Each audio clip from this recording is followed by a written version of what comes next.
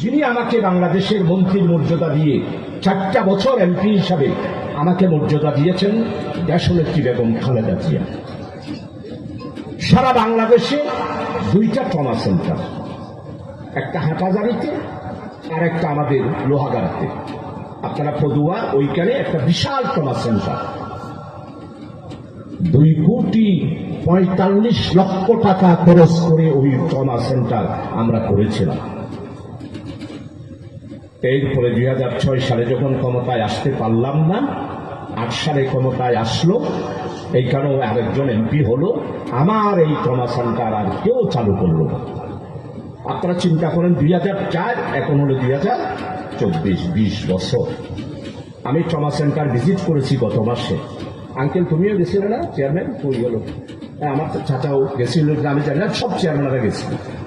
বিশ্বাস করেন এই সুন্দর একটা বিল্ডিং এ প্রত্যেক রুমে রুমে গাছ উঠে গেছে, আগাছা উঠে গেছে, পুরা একটা এত বড় ট্রমা সেন্টার ধ্বংস। কতগুলো ইনস্ট্রুমেন্ট বক্সের ভিতরে। অপরাধ কি? জামাতের এমপি। আমি কেন এই ট্রমা সেন্টার চালু করব? এরপরে গেলাম হেলথ কমপ্লেক্সে।